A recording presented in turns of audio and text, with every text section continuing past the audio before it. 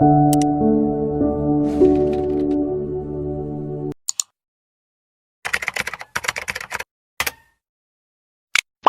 ഈ ക്ലാസ് വഴി നമ്മൾ അറിയാത്ത തലങ്ങളിലേക്ക് അച്ഛൻ ഞങ്ങളെ കൊണ്ടുപോകുന്നുണ്ട്. പ്രിയമുള്ളവരെ, ഈ ഇന്ന് വായിച്ചു കേട്ട വചനഭാഗം അതായത് സുവിശേഷം 7-ാം അധ്യായം 21 തുടങ്ങി 28 വരെയുള്ള വാക്യങ്ങളാണ്. ഇതിന്റെ സാരാംശം എടുക്കുമ്പോൾ വിശ്വാസ ജീവിതം നയിക്കുന്ന നമ്മൾ ഓരോരുത്തരും അല്ലെങ്കിൽ ക്രിസ്തുവിന്റെ ശിഷ്യന്മാര് ഇപ്പോഴത്തെ ജീവിത രീതി അനുവർത്തിച്ച് പോന്നു കഴിഞ്ഞാല് എന്ത് സംഭവിക്കാൻ പോകുന്നു എന്ന പ്രവചനമാണ്. ആ പ്രവചനത്തോട് ബന്ധപ്പെട്ട് ഒരു താക്കീതുമുണ്ട്. പക്ഷെ പ്രവചനമാണ് മുഖ്യമായിട്ട് നിൽക്കുക. ആ പ്രവചനത്തെ വിശദീകരിക്കുന്ന ഒരു ഉപമയും അവൻ പറഞ്ഞ് അവസാനിപ്പിക്കുകയാണ്. അപ്പൊ ചുരുക്കി പറഞ്ഞാല് വിശ്വാസിയുടെ പോക്കെങ്ങനെയാണ് എന്നാണ് പറയുക. ജീവിതത്തെ രണ്ടു തരത്തില് നിർവചിക്കാം. ഒന്ന് വിശ്വാസമുള്ളവനും വിശ്വാസമില്ലാത്തവനും. വിശ്വാസമില്ലാത്തവരുടെ കാര്യം ഇവിടെ പറയുന്നില്ല. ഇവിടെ പറയുന്നത് വിശ്വാസമുള്ളവരുടെ കാര്യമാണ്. ഉള്ളവരുടെ കാര്യത്തില് 3 തലത്തിലുള്ള ജീവിതശൈലികൾ. ഒന്ന് ഭക്തിയുടെ ജീവിതം, മറ്റൊന്ന് നോമിനൽ വിശ്വാസം എന്ന് വെച്ചാല് എല്ലാം അത്യാവശ്യത്തിന് ഉണ്ടോന്ന് വെച്ചാൽ ഉണ്ട്, ഇല്ലയെന്ന് വെച്ചാൽ ഇല്ല, അങ്ങനെ അവിടെ പോണു. നമ്മള് സോക്കോൾഡ് സാധാരണ വിശ്വാസികൾ എന്നറിയപ്പെടുന്ന ആ ഒരു തലത്തിൽ വേണമെങ്കിൽ അതിനെ വ്യാഖ്യാനിക്കാം. ഭക്തി ഇല്ലാത്തവരെന്ന് ഭക്തി ഉള്ളവർ വ്യാഖ്യാനിക്കും, തീക്ഷ്ണതയില്ലാത്തവരെന്ന് വ്യാഖ്യാനിക്കാം, മന്ദഗതിക്കാര് എന്ന് വേണമെങ്കിൽ അങ്ങനെ പലതരത്തിൽ വേണമെങ്കിൽ അതിന് വ്യാഖ്യാനിക്കാം. മൂന്നാമത്തെ ടൈപ്പ് വിശ്വാസം ജീവിതത്തിലൂടെ കൊണ്ടു നടക്കുന്നവരാണ്. വളരെ ചുരുക്കം അപൂർവം ചില മനുഷ്യരാണ്. ഈ 3 തരത്തില് നമ്മളെ ജീവിതത്തെ വിലയിരുത്താം. ഭക്തി കൊണ്ടു നടക്കുമ്പോൾ അതിൻ്റെ ചില പോസിറ്റീവ് വശങ്ങളുണ്ട്. ഭക്തിയുടെ മാർഗത്തിലൂടെ പോകുമ്പോൾ അത് പൊതുവെ നമുക്ക് ശാന്തത തരുന്നതാണ്. അസ്വസ്ഥമായിരിക്കുന്ന മനസ്സിനെ, അസ്വസ്ഥമായിരിക്കുന്ന ജീവിതത്തെ കുറച്ചുകൂടി ശാന്തതയിലേക്ക്, സ്വാസ്ഥ്യത്തിലേക്ക് അത് കൊണ്ടുവരും. ഭക്തിയുടെ ജീവിതം എപ്പോഴും തരുന്ന വലിയൊരു പോസിറ്റീവ് വശമാണ്. നമുക്കറിയാം, ഈ സാഹിത്യം, പ്രത്യേകിച്ച് കവിതയുടെ മലയാള കവിതാ സാഹിത്യ ചരിത്രം പഠിക്കുമ്പോൾ നമുക്ക് കാണാൻ പറ്റും. ഒരു കാലത്ത് ഭക്തകവികൾ എന്ന് പറയുന്ന ഒരു കവിതാ വിഭാഗം തന്നെ ഉണ്ടായിരുന്നു. ഭക്തി എപ്പോഴും ഒരു സാന്ത്വനം തരുന്ന, ശാന്തത തരുന്ന ഒന്നാണ്. ആയിരിക്കുന്ന തിരക്കുകളെ ഒന്ന് സ്വസ്ഥതയിലേക്ക് കൊണ്ടുവരും, ശാന്തത തരുന്നതാണ്. രണ്ടാമതായിട്ട് അതൊരു അനുഭൂതിയുടെ തലമാണ്. ആത്മീയമായ, മാനസികമായ, വൈകാരികമായ അനുഭൂതിയുടെ തലങ്ങൾ അതിൻ്റെ അകത്തുണ്ട്. അപ്പൊ ശാന്തത, സ്വസ്ഥത എന്നൊക്കെ പറയുന്നത് അല്പം ഭൗതികമാണെങ്കിൽ ഈ അനുഭൂതി എന്ന് പറയുന്നത് കുറച്ചുകൂടി ആന്തരികമാണ്. അത് മാനസികമായ, ബൗദ്ധികമായ അനുഭവത്തിന്റെ പേരാണ്.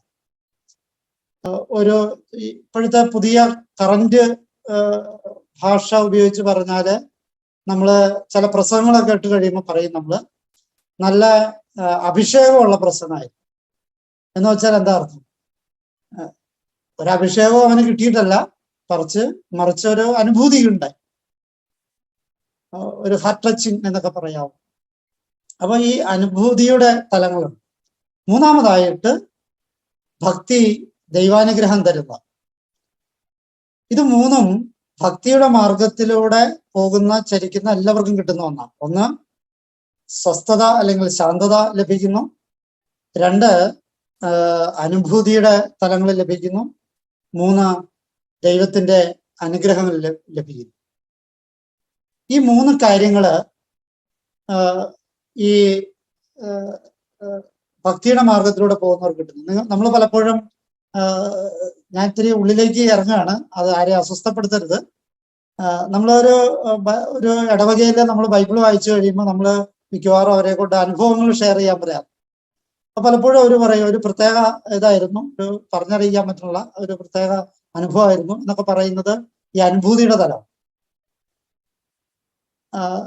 ഒരു സ്വസ്ഥത, അനുഭൂതി, ദൈവാനുഗ്രഹം, ഈ 3 തലങ്ങള് ഭക്തിയുടെ പോസിറ്റീവ് വശങ്ങൾ. ഇന്നത്തെ വചനത്തിലൂടെ ക്രിസ്തു നമ്മളെ കൂട്ടിക്കൊണ്ടു പോകുന്നത് ഈ ഭക്തി തന്നെ ഉണ്ടാക്കുന്ന ചില പ്രശ്നങ്ങളിലേക്കാണ് വചനം കൂട്ടിക്കൊണ്ടുപോകുന്നത്. എന്തൊക്കെയാണ് ആ പ്രശ്നങ്ങൾ? 4 പ്രശ്നങ്ങൾ ഉണ്ട്. പ്രശ്നമല്ല, നമുക്കതെല്ലാം പോസിറ്റീവാണ്, പക്ഷെ ദൈവത്തെ സംബന്ധിച്ചിടത്തോളം അതെല്ലാം നെഗറ്റീവാണ്. ഒന്നാമത്തേത് അത് പ്രാർത്ഥനയുടെ തലമാണ്. അവിടെ വചനത്തിലെ 2 സ്ഥലത്ത് 21-ലും അതുപോലെ തന്നെ 22-ലും അത് ആവർത്തിച്ച് പറയുന്നുണ്ട്. കർത്താവേ കർത്താവേ എന്നുള്ള 2 വിളികൾ. എന്തേ 2 വിളിയിൽ നിർത്തിയത്? 3 വിളിയാവാൻ പാടില്ല. അതാണുള്ളൊരു, അത് ക്രിസ്തു മനഃപൂർവ്വം ചെയ്തതാണെന്നാണ് ഈ ഉള്ളവന്റെ വിചാരം. കാരണം നമുക്കൊരു രീതിയുണ്ട്. നമ്മുടെ നിങ്ങൾ ധൂപാർപ്പണം നടത്തുന്നത് ശ്രദ്ധിച്ചിട്ടുണ്ടോ എന്ന് എനിക്കറിയില്ല. ധൂപർപ്പിക്കുമ്പോൾ ഒന്നിന്റെ പെരുക്കങ്ങളുമാണ് ഭൂമിയായിട്ട് ബന്ധപ്പെട്ടത്. പലപ്പോഴും അച്ഛന്മാർക്കും വലിയ പിടിയൊന്നുമില്ലാത്ത സാധനം. അതുകൊണ്ട് മനുഷ്യത്വവുമായിട്ട് ബന്ധപ്പെട്ടത് 2ന്റെ പെരുക്കങ്ങൾ. ആനാമ്പള്ളം തളിക്കുമ്പോഴും ധൂപം തളിക്കുമ്പോഴും ഒക്കെ 2ന്റെ പെരുക്കങ്ങളാണ്. ക്രിസ്തുവിന്റെ പൗരോഹിത്യവുമായിട്ട് ബന്ധപ്പെട്ടാണ് 3ന്റെ പെരുക്കം. അത് മണിയടിയിലൊക്കെ നിങ്ങൾ ശ്രദ്ധിച്ചാൽ മനസ്സിലാവും. ഒരു വിശ്വാസി മരിച്ചു കഴിഞ്ഞാല് നമുക്കറിയാം 2 ഒറ്റയരട്ടി അടിക്കും. മനുഷ്യത്വവും ഭൗമികതയുമാണ് സൂചിപ്പിക്കുന്നത്. അപ്പോൾ ഇതിനൊക്കെ ചില നിയമങ്ങളത്തെ കാര്യങ്ങളുണ്ട്. ഇത് ഞാൻ പറഞ്ഞു വന്ന വേറെ ഒന്നിനല്ല. കർത്താവേ കർത്താവേ എന്ന് 2 പ്രാവശ്യം വിളിക്കുന്നത് പൂർണ്ണമായ വിളിയല്ലെന്ന് സാരം. ആത്മാവിന്റെ വിളിയല്ല, മറിച്ച് ബുദ്ധിയുടെയും മനസ്സിന്റെയും ഒക്കെ മാനുഷിക തലത്തിൽ നിന്നുള്ള വിളിയാണ് എന്നർത്ഥം. അതിന് പോരായ്മയുണ്ട് എന്ന് തന്നെയാണ് അതിന്റെ ധ്വനി. ക്ലിയറായി കാണുന്ന വിചാരിക്കുന്നു. 2 വിളി എന്ന് സൂചിപ്പിക്കുന്നത് അത് മാനുഷിക തലത്തെയാണ്. അതുകൊണ്ടാണ് കർത്താവേ കർത്താവേ എന്ന് വിളിക്കുക എന്നാണ് എന്റെ ചിന്ത. ഇത് എന്റെ ചിന്തയാണ്, ഇത് ഔദ്യോഗിക വ്യാഖ്യാനമല്ല. അപ്പോ ഇവിടെ നമ്മൾ ശ്രദ്ധിക്കേണ്ട ഒരു കാര്യം, ഈ പ്രാർത്ഥനയുടെ തലത്തില് എന്തൊക്കെ വരും? തീർച്ചയായിട്ടും ഈ പ്രാർത്ഥനയുടെ തലത്തില് കർത്താവേ കർത്താവേ എന്നുള്ള വിളിയില് ഭക്തിയുമായിട്ട് ബന്ധപ്പെട്ട എല്ലാ കാര്യങ്ങളും വരും. പ്രാർത്ഥന തീർച്ചയായിട്ടും ഉണ്ടാകും. നമ്മുടെ വചന വായന അതിൻ്റെ അകത്തുണ്ടാകും. നൊവേനകൾ ഉണ്ടാകും, ധ്യാനങ്ങൾ ഉണ്ടാകും, സുഹൃത ജപങ്ങൾ ഉണ്ടാകാം, കൊന്തചൊല്ലുണ്ടാകാം, കുർബാന ഉണ്ടാകാം. കുർബാന ഉണ്ടാകാം എന്നേ പറയുന്നുള്ളൂ. ഇതൊക്കെ ഉണ്ടാകാമെന്നേ പറയുന്നുള്ളൂ. ഉണ്ടെന്ന് ഉറപ്പ് പറയുന്നില്ല. കാരണം ഓരോ മനുഷ്യന്റെയും മനോഭാവം അനുസരിച്ച് അത് വ്യത്യസ്തമായിരിക്കും. വചനം വായിക്കുന്നത് ഈ പറയുന്ന ദൈവാനുഗ്രഹം കിട്ടാനാണ്, ഈ പറയുന്നത് പോലെ ഒരു ആത്മതൃപ്തിക്ക് വേണ്ടിയിട്ടാണ്, ഒരു സ്വസ്ഥതയ്ക്ക് വേണ്ടിയിട്ടാണ് എന്നൊക്കെയാണെങ്കിൽ ഈ പറഞ്ഞതുപോലെ ഇതാണ് എന്ന് പറയേണ്ടി വരും. അതല്ല, നേരെ മറിച്ച് വചനം വായിക്കുന്നത് ആ വചനം ബോധ്യപ്പെട്ട് എൻ്റെ ജീവിതത്തിൽ പ്രായോഗികമാക്കാനാണെങ്കിൽ നേരെ മറിച്ച് അത് ക്രിസ്തുവിന്റെ ശൈലിയിലുള്ള വചന വായനയാണ്. ഏതായാലും അത് അതിനെക്കുറിച്ച് നമുക്ക് പിന്നീട് കാണാം. ഏതായാലും ഭക്തിയുടെ ജീവിതത്തെക്കുറിച്ച് ക്രിസ്തു പറയുന്ന ഒന്നാമത്തെ പ്രശ്നം ഇതാണ്. അത് മാനുഷിക തലത്തിൽ നിന്നുകൊണ്ടുള്ള ചില പ്രാർത്ഥനയുടെ മാനുഷികമായ ലക്ഷ്യത്തോടു കൂടിയുള്ള പ്രാർത്ഥനകളാണ് എന്നുള്ളത്, ആത്മീയമായ എക്സർസൈസ്. രണ്ടാമത്തേത് പ്രവചിക്കാൻ സാധിക്കുമെന്നുള്ള, അത് വലിയ കാര്യമായിട്ടാണ് നമ്മൾ പറയുക. പക്ഷെ ദൈവത്തെ, ക്രിസ്തുവിനെ സംബന്ധിച്ചിടത്തോളം പ്രവചനം എന്ന് പറയുന്നത് അത്ര വലിയ കാര്യമൊന്നുമല്ല. നേരത്തെ സൂചിപ്പിച്ചു, ദൈവത്തിന്റെ അനുഗ്രഹം കിട്ടും, അതൊരു ദൈവാനുഗ്രഹം തന്നെയാണ്, തീർച്ചയായിട്ടും ദൈവാനുഗ്രഹമാണ്. അപ്പൊ പ്രവചനം കിട്ടി എന്നുള്ളത് കൊണ്ട് നമ്മൾ രക്ഷപ്പെട്ടു എന്ന് അർത്ഥമില്ല. ചിലപ്പോൾ നമ്മുടെ പ്രവചനത്തിലൂടെ മറ്റുള്ളവർ രക്ഷപ്പെട്ടു എന്ന് വരാം, നമ്മൾ രക്ഷപ്പെടണമെന്നില്ല.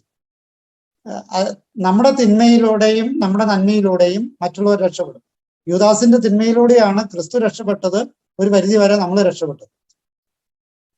അപ്പം അത്തരത്തിൽ നമ്മൾ നോക്കുമ്പോൾ പ്രവചനത്തിലൂടെ പ്രവചനം ചെയ്യുന്നയാള് വിശുദ്ധനായതുകൊണ്ടല്ല ആ ഒരു വരം കിട്ടിയത്, മറിച്ച് ദൈവം കൊടുത്തത് കൊണ്ടാണ് ആ വരം കിട്ടിയത്. അപ്പൊ പ്രവചനം വരം കിട്ടിയേക്കുന്നവര് വളരെ സൂക്ഷിക്കണം. ഈ ഒരു വരം കിട്ടിയത് കൊണ്ട് അഹങ്കരിച്ച് നമ്മള് നീതി പ്രവർത്തിക്കുന്നതിൽ നിന്ന് മറ്റെല്ലാ പരിപാടിയും നിർത്തിവെച്ചിട്ട് ഈ പ്രവചനത്തോട് പ്രവചനം നടത്തി ഞാൻ എന്തെയോ ദൈവത്തിന്റെ ആളാണ് എന്ന് പറഞ്ഞു വരുമ്പോൾ അത് പ്രശ്നത്തിലേക്ക് വരും.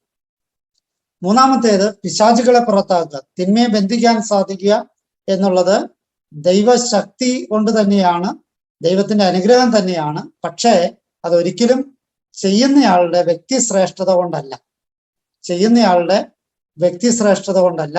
അപ്പൊ ഭക്ത ജീവിതം കൊണ്ട് ഇത് നേടിയെടുക്കാൻ പറ്റും.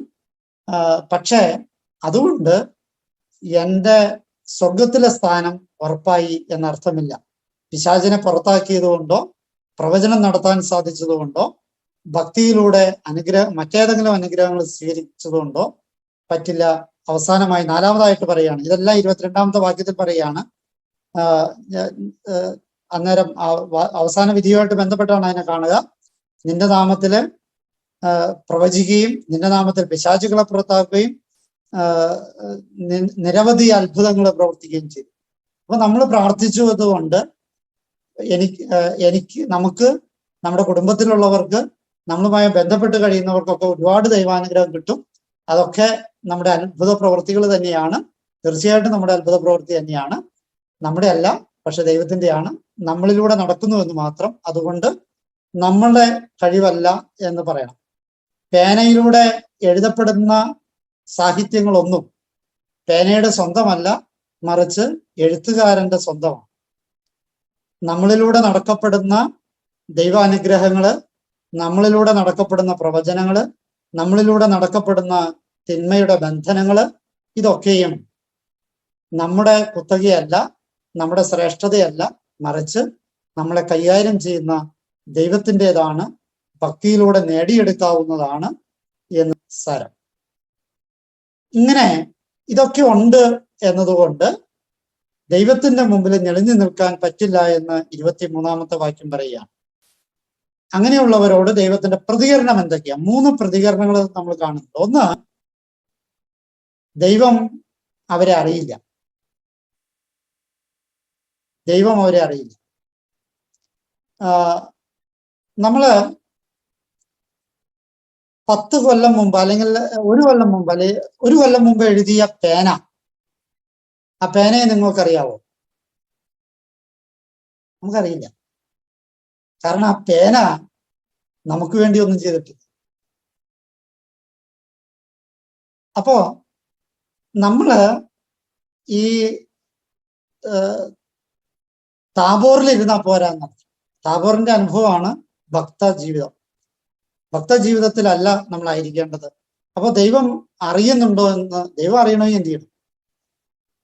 ഞാൻ ദൈവത്തെ അറിയണം ആദ്യം, എന്നിട്ട് ദൈവത്തിനനുസരിച്ച് ആ അറിവിനനുസരിച്ച് ജീവിക്കണം. അതിലേക്ക് നമ്മൾ പിന്നീട് വരും. അപ്പൊ ഒന്നാമത്തെ കാര്യം ഇതാണ്, ഈ ഭക്തിയുടെ ജീവിതം നയിക്കുന്നവരെ ദൈവം അറിയണമെന്ന് യാതൊരു നിർബന്ധവുമില്ല, ദൈവം അറിയില്ല. 2, അവര് അനീതി പ്രവർത്തിക്കുന്നവരാണ്. എങ്ങനെയാണ് അനീതി പ്രവർത്തിക്കുക? എങ്ങനെയാണ് അനീതിയാവുക? ദൈവത്തിൽ നിന്ന് മറ്റാരേക്കാൾ ഏറെ ദൈവ അനുഗ്രഹം സ്വീകരിക്കുന്നവരാണ് അവര്. ഒരുപക്ഷെ അവർക്ക് വേണ്ടിയിട്ടായിരിക്കാം, അല്ലെങ്കിൽ മറ്റുള്ളവർക്ക് വേണ്ടിയിട്ടായിരിക്കാം. കിട്ടുന്നത് കൂടുതലുള്ളവരാ, ഒരുപാട് കിട്ടുന്നവരാ. ഒരുപക്ഷെ നമ്മുടെ ഈ ഗ്രൂപ്പിലുള്ളവര് ഒരുപാട് ദൈവാനുഗ്രഹങ്ങൾ നേടിയിട്ടുള്ളവര് തന്നെയാ, യാതൊരു സംശയവും വേണ്ട. അപ്പം അതിനനുസരിച്ച് നമ്മൾ കിട്ടിയതിനനുസരിച്ച് കൊടുക്കണ്ടോ എന്നുള്ളതാണ്. ദൈവത്തിൽ നിന്നാണ് കിട്ടുന്നത്, തീർച്ചയായിട്ടും കൊടുക്കേണ്ടത് ദൈവത്തിന് തന്നെയാണ്. അപ്പം അനീതി എന്ന് പറയുന്നത് ദൈവത്തെ സംബന്ധിച്ചിടത്തോളമാണ്. ദൈവത്തിൽ നിന്ന് കിട്ടിയതിനനുസരിച്ച് തിരിച്ചു കൊടുത്തില്ലെങ്കിൽ അത് അനീതിയാവും. അതുകൊണ്ടാണ് കൂടുതൽ ദൈവാനുഗ്രഹം കിട്ടുന്നത്. അത് നമുക്ക് മറ്റേ താലന്തിന്റെ ഉപമയിൽ ക്രിസ്തു കൃത്യമായിട്ട് പറയുന്നുണ്ടല്ലോ, കൂടുതൽ കൊടുത്തവനോട് കൂടുതൽ ചോദിക്കും. അപ്പൊ തീർച്ചയായിട്ടും നമ്മൾ അതിന് ഈ അനീതി എന്ന് പറയുന്നത് നമുക്ക് കിട്ടിയ ദൈവാനുഗ്രഹത്തിന്റെ പശ്ചാത്തലത്തില് നീതി അനീതികളെ നമ്മൾ ധ്യാനിക്കേണ്ടതാണ്. ദൈവത്തെ സംബന്ധിച്ചിടത്തോളം നമുക്ക് തന്ന ദൈവാനുഗ്രഹത്തിനനുസരിച്ച് നമ്മൾ ജീവിച്ചിട്ടില്ലെങ്കിൽ തീർച്ചയായിട്ടും അത് അനീതിയായിട്ട് മാറും. മൂന്നാമത്തെ കാര്യം അകന്നു പോവുക എന്നുള്ളത്. ക്രിസ്തുവിനെ ശ്രദ്ധിച്ചു കഴിഞ്ഞാൽ ഒരു വിരോധാഭാസത്തിന്റെ മനുഷ്യനാണ്. തെറ്റ് ചെയ്തവരോ പാപികളെയും ഒക്കെ അടുത്ത് വിളിച്ചവൻ. തൊട്ടടുത്ത് മുട്ടിയും തട്ടിയും ഉരുമി നടന്നവർക്ക് സ്പർശമില്ലാതെ പോയത്. എന്നാല് സമൂഹ മധ്യത്തിൽ വരാൻ പാടില്ലാത്തവള്, പെരയ്ക്കകത്ത് പുറത്തിറങ്ങാൻ പാടില്ലാത്ത രക്തസ്രാവക്കാരി സ്ത്രീക്ക് സ്പർശം കൊടുത്തവൾ.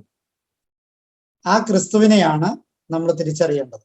അപ്പം അകന്നു പോവുക എന്ന് പറയുന്നതിന്റെ അർത്ഥം അത് വളരെ ആഴങ്ങളുള്ള അത് ധൂർത്തപുത്രനെ കുറിച്ച് നമ്മൾ പറയുന്ന ഒരു കാര്യമുണ്ട്. ധൂർത്തപുത്രൻ അകന്നുപോയത് പിതാവിൽ നിന്നാണ്. ധൂർത്തപുത്രൻ അകന്നുപോയത് പിതാവിൽ നിന്നാണ്, പക്ഷെ പിതാവിന്റെ മനസ്സിൽ നിന്നല്ല. ഞാൻ പറയുന്ന ശ്രദ്ധിച്ച് കേൾക്കണം. ധൂർത്തപുത്രൻ അകന്നുപോയത് പിതാവിൽ നിന്നാണ്, പിതാവിന്റെ മനസ്സിൽ നിന്നല്ല. മറുവശം ധൂർത്തപുത്രൻ അകന്നുപോയത് ധൂർത്തപുത്രന്റെ മനസ്സിൽ നിന്ന് പിതാവാണ്. അതായത് ധൂർത്തപുത്രന്റെ മനസ്സിൽ നിന്ന് പിതാവിനെയാണ് പുറത്താക്കിയത്. അത് വളരെ ആഴത്തിൽ ധ്യാനിക്കപ്പെടേണ്ടത്. എന്നിൽ നിന്ന് അകന്നു പോവുക എന്ന് ക്രിസ്തു പറയുമ്പോൾ നമ്മള് ഇപ്പൊ ദൈവത്തോടു കൂടിയാണെന്നാണ് വിചാരം. പക്ഷെ ഈ അകന്നുപോയ ജീവിതങ്ങളാണോ എന്നുള്ളത് നമുക്കറിയാം. ഞാൻ നേരത്തെ സൂചിപ്പിച്ച പോലെ രക്തസ്രാവക്കാരി സ്ത്രീ വരുമ്പോഴ് യേശുവിന്റെ തിക്കിക്കൂടി ജനമുണ്ട്. തിക്കിക്കൂടുന്നവരൊക്കെ എത്ര പേര് മുട്ടിയിട്ടുണ്ടാവും, എത്ര പേര് തട്ടിയിട്ടുണ്ടാവും, എത്ര പേര് ഉരുമിയിട്ടുണ്ടാവും. പക്ഷെ അവർക്കാർക്കും ഒരു സ്പർശ സാധ്യത കിട്ടിയില്ല. അത് കിട്ടിയത് രക്തസ്രാവക്കാരിക്ക്, അകന്നു നിന്നവൾക്കാണ്. അപ്പൊ അകന്നു നിൽക്കുന്നവര് അടുക്കുകയും അകന്നു നിൽക്കുന്നവര് അടുത്ത് നിൽക്കുന്നവര് അകന്നു പോവുകയും ചെയ്യുന്ന വിരോധാഭാസമാണ് വിശ്വാസ ജീവിതം എന്ന് നമ്മൾ കൂടുതൽ ധ്യാനിക്കേണ്ടതാണ്. പിടികിട്ടാൻ സാധ്യതയില്ല, അത് സാവകാശം ധ്യാനിച്ചാൽ മതി. ഏതായാലും ക്രിസ്തു അകന്നു പോവുക എന്ന് പറയുന്നത് തീർച്ചയായിട്ടും ഈ ഭക്തജീവിതം നയിക്കുന്നവരെ ആയിരിക്കും. അത് പലവട്ടം ക്രിസ്തു സൂചിപ്പിച്ചിട്ടുണ്ട്. നിങ്ങൾക്ക് മുമ്പേ ചുങ്കക്കാരും വേശികളും സ്വർഗരാജ്യത്തിൽ പ്രവേശിക്കും എന്ന് പറയുമ്പോഴും തെക്ക് നിന്നും വടക്ക് നിന്നും പടിഞ്ഞാറ് നിന്നും വിരുന്നിനിരിക്കാൻ വരും എന്ന് പറയുമ്പോഴും ഒക്കെ തരുന്ന സൂചന. ആ സൂചന തന്നെയാണ് ഫ്രാൻസിസ് മാർപ്പാപ്പ ഈ അടുത്ത കാലത്ത് പറഞ്ഞത്, പലവട്ടം പറഞ്ഞുകൊണ്ടിരിക്കുന്നത്. വിശ്വാസിയേക്കാൾ നല്ലവര് വിശ്വാസമില്ലാത്ത ധാർമ്മിക ജീവിതം നയിക്കുന്നവരാണ്. അധാർമിക ജീവിതം നയിക്കുന്ന വിശ്വാസിയേക്കാൾ നല്ലത് ധാർമ്മിക ജീവിതം നയിക്കുന്ന അവിശ്വാസിയാണ് എന്ന്. ആ വാക്കുകൾ അങ്ങനെ തന്നെയല്ല, അതിന്റെ അർത്ഥത്തിലാണ് ഫ്രാൻസിസ് മാർപ്പാപ്പ പല പ്രാവശ്യം ഈ പറഞ്ഞിട്ടുള്ളത്. അതിനൊരുപാട് ദുർവ്യാഖ്യാനം ചെയ്തിട്ടുണ്ട്, അത് പോട്ടെ. ഏതായാലും അത് വചനത്തിന്റെ കാതലാണ്. അകന്നു പോവുക എന്നുള്ള കാര്യവും നമ്മൾ ശ്രദ്ധിക്കുക. അപ്പൊ 3 കാര്യങ്ങളാണ് ഈ ഭക്ത വിശ്വാസികൾക്ക് റോഡ് ക്രിസ്തുവിന് പറയാനുള്ളത്. 1, ദൈവത്തിന് നമ്മെ അറിയില്ല. 2, അനീതി പ്രവർത്തിക്കുന്നവരാണ്. 3, ദൈവത്തിൽ നിന്ന് അകന്നു പോകുന്നവർ. ഭക്തി കൊണ്ട് ദൈവത്തോട് അടുത്ത് നിൽക്കും, പക്ഷെ കർമ്മം കൊണ്ട് ദൈവത്തിൽ നിന്ന് അകന്നു പോകുന്നവർ. ഇനി ഇതുമായിട്ട് ബന്ധപ്പെട്ട് വചനത്തോടുള്ള സമീപനം, പ്രത്യേകിച്ച് വചന ശുശ്രൂഷയിൽ ഏർപ്പെട്ടിരിക്കുന്ന നമ്മള് എന്താണ് വചനത്തോട് 2 കാര്യങ്ങൾ പറയുന്നത്. 24-ാമത്തെ വാക്യത്തിലും 26-ാമത്തെ വാക്യത്തിലും ക്രിസ്തു ആവർത്തിച്ച് പറയുന്ന 2 കാര്യങ്ങളുണ്ട്. 1, വചനം ശ്രവിക്കണം. 2, അതനുസരിച്ച് ജീവിക്കണം. വചനം ശ്രവിക്കണം, അതനുസരിച്ച് ജീവിക്കണം. തീർച്ചയായിട്ടും ഈ വചനം വായനയും വചനം കേൾവിയും വചന വ്യാഖ്യാനവും ഒക്കെ ഈ വചന ശ്രവണത്തിന്റെ ഭാഗം. പക്ഷെ ആ ശ്രവണത്തിൽ നിന്ന് അത് അനുസരണത്തിന്റെ തലത്തിലേക്ക്, കർമ്മമണ്ഡലത്തിലേക്ക് പോകണം. ഇന്നത്തെ വചന വ്യാഖ്യാനത്തില് നമ്മുടെ വിചിന്തനത്തിന് യാക്കോബ് ശ്ലീഹയുടെ ലേഖനത്തിലാണ് പറഞ്ഞിട്ടുള്ളത്. യാക്കോബ് ശ്ലീഹ വളരെ കൃത്യമായിട്ട് പറയുന്ന ഒരു കാര്യമുണ്ട്. പ്രവൃത്തികൾ കൂടാതെയുള്ള വിശ്വാസം ചത്തതാണ്. ഒരർത്ഥത്തില് കുറച്ചുകൂടി കടുപ്പിച്ചു പറഞ്ഞാല്, ചത്ത വിശ്വാസത്തിന്റെ ശവവും പേറിയിട്ടാണോ നമ്മുടെ വചന വായനയും വചന ശുശ്രൂഷയും പ്രാർത്ഥനയും ഒന്നൊക്കെ നമ്മൾ ധ്യാനിക്കേണ്ടത്? ചത്ത വിശ്വാസത്തിന്റെ ശവവുമായിട്ടാണോ? നമ്മുടെ വാക്കുകൾ ഇത്തിരി കട്ടിയായിരിക്കും, ഇത്തിരി ചങ്കി കൊള്ളണമെങ്കിൽ ഇത്തിരി മുറിച്ചുള്ളത് നല്ലതാണ്.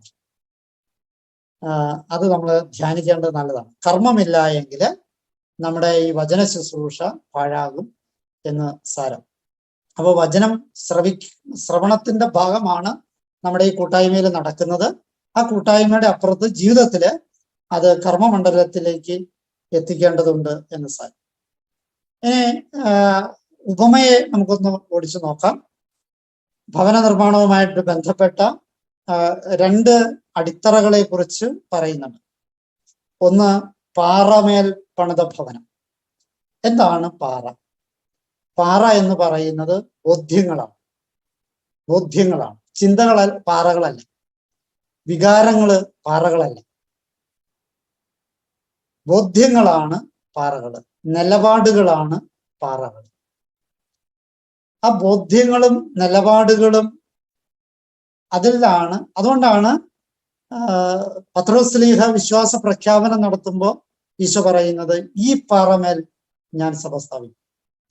അത് പത്രോസിന്റെ ബോധ്യമാണ്, ഉറച്ച ബോധ്യത്തെയാണ്. പത്രോസിന്റെ അറിവല്ലത്, പത്രോസിന്റെ വികാരമല്ലത്, മറിച്ച് പത്രോസിന്റെ വികാരപ്പുറത്ത് മറ്റൊരിക്കൽ പറഞ്ഞു പത്രോസ്, എന്നാ പറഞ്ഞ, നിനക്ക് സംഭവിക്കാതിരിക്കട്ടെ. ഉടനെ കർത്താവ് പറഞ്ഞു, പിശാച്. കർത്താവിന് വേണ്ടിയിട്ട് നല്ലതാ പറഞ്ഞേ, പക്ഷേ അത് വികാരപ്പുറത്താണ് പറഞ്ഞത്. ഉടനെ കർത്താവ് വിളിച്ചു സാത്താനെ. അപ്പൊ ഈ പാറപ്പുറത്ത് പണിയുക എന്ന് വെച്ചാല് ബോധ്യങ്ങളിൽ പണിയുക എന്നുള്ളത്. വചനങ്ങള് നമ്മുടെ ബോധ്യങ്ങളാകുന്നുണ്ടോ എന്നോ, വചന വായനയിലൂടെ സംഭവിക്കേണ്ട മാറ്റം എന്ന് പറയുന്നത്, അല്ലെങ്കിൽ വചനം മാംസമാകുക എന്ന പ്രക്രിയയുടെ ബീജം എന്ന് പറയുന്നത് ബോധ്യങ്ങളാണ്. വചനം നിന്റെ ബോധ്യമാകുന്നുണ്ട്, നിലപാടാകുന്നുണ്ട്. അങ്ങനെ നിലപാടാകുന്നുണ്ടെങ്കിൽ തീർച്ചയായിട്ടും അതിന്മേലാണ് ജീവിതത്തെ പടുത്തുയർത്തേണ്ടത് എന്ന് സാരം.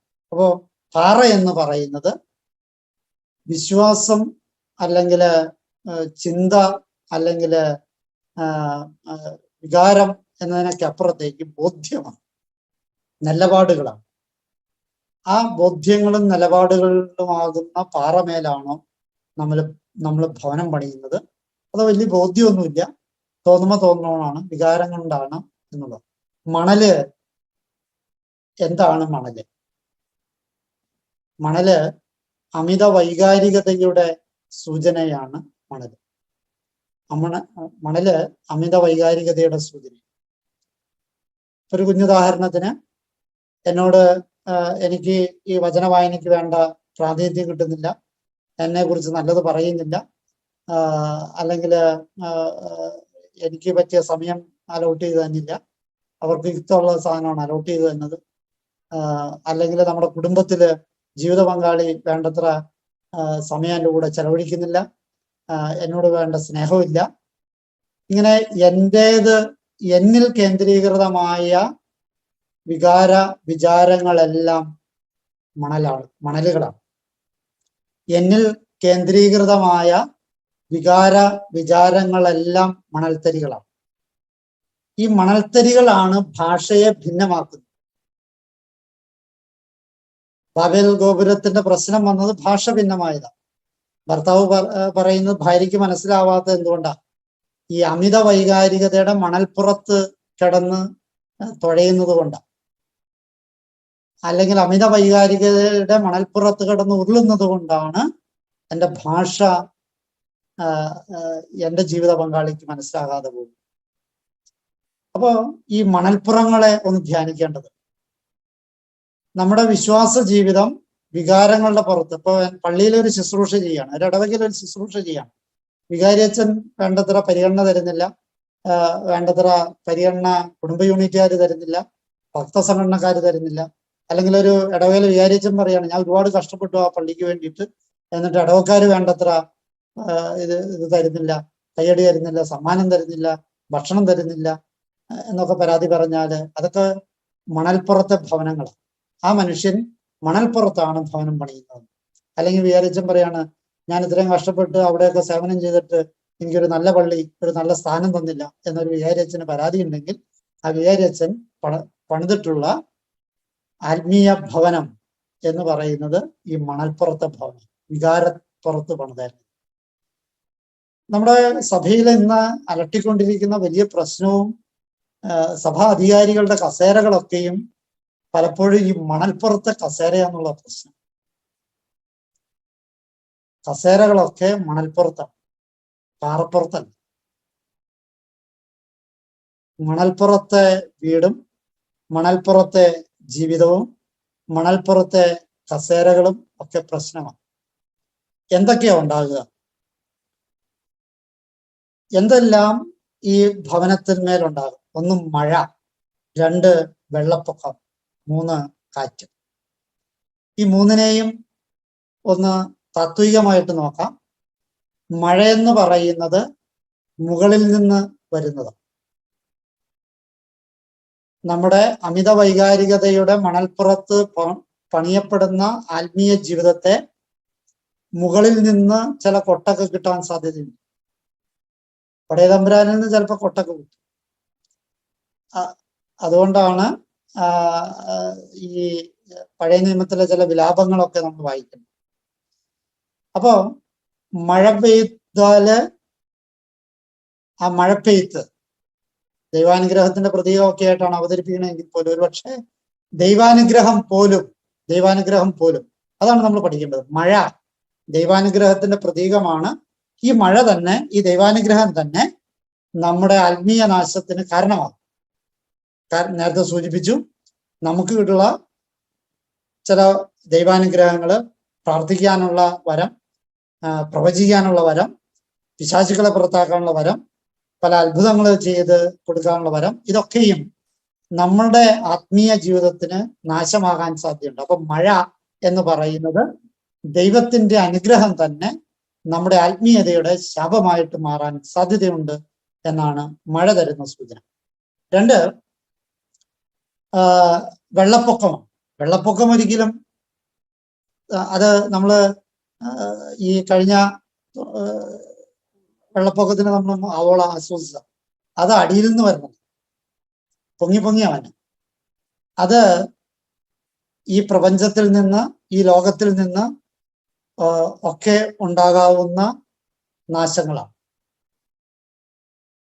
അപ്പോ വെള്ളപ്പൊക്കം തരുന്നത് ഈ പ്രപഞ്ചം തരുന്ന കാലാവസ്ഥ തരുന്ന, സാഹചര്യങ്ങൾ തരുന്ന ദുരന്തങ്ങള് അല്ലെങ്കിൽ ആത്മനാശങ്ങളാണ്. മൂന്നാമത്തേത് കാറ്റാണ്. കാറ്റ് എന്ന് പറയുന്നത് അത് ആത്മാവാണ്, ദുഷ്ടാത്മാവാണ്. കാറ്റ് ആത്മാവും ദുഷ്ടാത്മാവും. അത് ഞാൻ തന്നെ ഉണ്ടാക്കും. അത് മാനുഷിക തലത്തിൽ നിന്നുകൊണ്ടിലേക്ക് വരണം. അതിന്റെ അർത്ഥം കാറ്റെന്ന് പറയുന്നത് ഞാൻ തന്നെ വരുത്തുന്നതോ മറ്റുള്ളവരാൽ വരുത്തപ്പെടുന്നതോ ആയ പ്രശ്നങ്ങളിലൂടെ ആത്മനാശം ഉണ്ടാകും. അപ്പൊ ആത്മനാശം 3 തലത്തിലുണ്ടാകാം. മഴയിലൂടെ ഉണ്ടാകാം. അതിനർത്ഥം എനിക്ക് ദൈവാനുഗ്രഹങ്ങൾ കിട്ടിക്കഴിയുമ്പോൾ ഞാൻ അതിലൂടെ അഹങ്കരിച്ച് എൻ്റെ ആത്മനാശം ഉണ്ടായെന്ന് വരാം. 2 ഈ വെള്ളപ്പൊക്കത്തിലൂടെ ഉണ്ടാകാം. ഈ ഭൗതിക സ്വത്തില് അല്ലെങ്കിൽ മറ്റേതെങ്കിലും കാര്യങ്ങളാല് അല്ലെങ്കിൽ ഭൗതിക സ്വത്തിന്റെ നാശത്തില് ഒക്കെ നമുക്ക് ആത്മീയ നാശം ഉണ്ടായി വരാം. 3 മനുഷ്യരാല് എന്റെ കർമ്മം കൊണ്ടോ മറ്റുള്ളവരുടെ കൈനിൽപ്പ് കൊണ്ടോ എനിക്ക് ആത്മീയ നാശം ഉണ്ടായി വരാം. അപ്പൊ മഴ, വെള്ളപ്പൊക്കം, കാറ്റ്, ഇത് 3 തലങ്ങളിലുള്ള ശക്തികളിലൂടെ നമുക്ക് അനുഭവവേദ്യമാകാവുന്ന ആത്മീയ നാശത്തിന്റെ സാധ്യതകളാണ്. ഇതിലൂടെയൊക്കെ നമ്മൾ അതിജീവിച്ചില്ല എങ്കിൽ, നമ്മുടെ ബോധ്യങ്ങളിൽ ജീവിക്കാൻ പറ്റിയില്ലെങ്കിൽ, തീർച്ചയായിട്ടും അമിത വൈകാരികതയുടെ മണൽപ്പുറത്ത് ഭവനം പണിത് കഴിഞ്ഞാൽ ഈ പറയുന്ന ദൈവാനുഗ്രഹങ്ങളിലോ അല്ലെങ്കിൽ മറ്റുള്ളവരുടെ ഇടപെടലിലോ അതുമല്ലെങ്കിൽ പ്രപഞ്ചത്തിന്റെ ലോകത്തിന്റെ സാധ്യതകളിലോ ഒക്കെ നമ്മുടെ ആത്മനാശം സംഭവിച്ചെന്ന് വരാം. ഏതായാലും വളരെ സൂക്ഷിച്ച് വേണം പോകാനെന്ന് ഇന്നത്തെ വചനം നമ്മളെ പഠിപ്പിക്കുകയാണ്. വളരെ അപകടം പിടിച്ചതാണ് വിശ്വാസ ജീവിതം, ശിക്ഷിത്വ ജീവിതം. ഭക്തിയുടെ ജീവിതത്തെ അപ്പുറത്തേക്ക്, മണൽപ്പുറത്തിന്റെ വീടിനപ്പുറത്തേക്ക്, പാറപ്പുറത്ത് ബോധ്യങ്ങളില് ഈ വചന വായനയിലൂടെ ബോധ്യങ്ങൾ ഉണർത്താനും ആ ബോധ്യങ്ങളിൽ ജീവിക്കാനും ഒക്കെ സാധിക്കട്ടെ. ഈശോ മിശിഹായ്ക്ക് സ്തുതിയായിരിക്കും.